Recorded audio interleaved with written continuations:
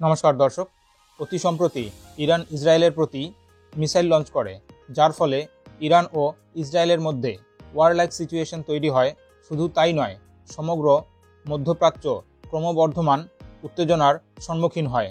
এমন এক উত্তেজনাময় পরিস্থিতিতে ভারতের নৌবাহিনীর একটি নয়, দুটি নয়, তিনটি জাহাজ আইএনএস শার্দুল, আইএনএস তীর এবং আইসিজিএস বীর ইরানের বান্দার আব্বাস বন্দরে পৌঁছায়।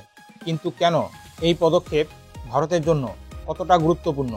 এটি পারস্য উপসাগরে একটি প্রশিক্ষণ মিশনের অংশ। ভারতীয় নৌবাহিনী জানায়, এই সফরের মূল উদ্দেশ্য হল সমুদ্র নিরাপত্তায় সহযোগিতা বৃদ্ধি এবং দুই দেশের মধ্যে পারস্পরিক বোঝাপড়ায় উন্নতি। উত্তেজনা কমানোর প্রচেষ্টায় অতি সম্প্রতি প্রধানমন্ত্রী নরেন্দ্র মোদী নেতানিয়াহুকে ফোন করে সংযম প্রদর্শনের এবং সংঘর্ষের কূটনৈতিক সমাধানের আহ্বান জানায়।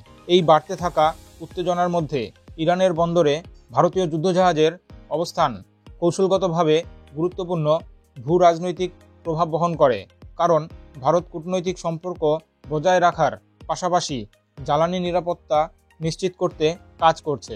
ভারতীয় নৌবাহিনীর জাহাজগুলোর এই সফর ভারত ও ইরানের মধ্যে সামুদ্রিক সম্পর্ক শক্তিশালী করবে।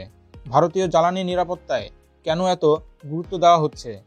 ভারতের কৌশলগত স্বার্থ পারস্য উপসাগরে সামরিক সহযোগিতার বাইরেও বিস্তৃত।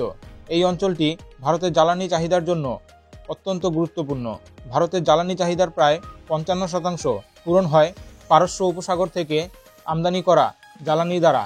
এই অঞ্চলে জাহাজ চলাচলে কোনো ব্যাঘাত ঘটলে ভারতের অর্থনীতিতে গুরুত্বপূর্ণ প্রভাব পড়তে পারে, কারণ দেশের 80% জ্বালানি চাহিদা বিদেশ থেকে আসা জ্বালানির মাধ্যমে পূরণ হয়।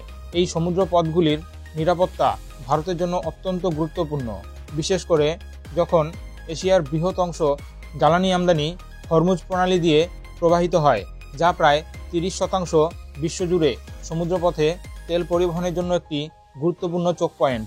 সমুদ্র নিরাপত্তার ঘটনার প্রেক্ষিতে যখন 2019 সালের গালফ অফ ওমানের তেল ট্যাঙ্কার হামলা, ভারত প্রাথমিক ব্যবস্থা হিসেবে আইএনএস চেন্নাই এবং আইএনএস সুনয়নার মতো নৌযানগুলি নিয়ে এই অঞ্চলে পেট্রোল করার জন্য নিয়োগ করা হয় এবং তারা জ্বালানি সরবরাহের সুরক্ষা নিশ্চিত করে।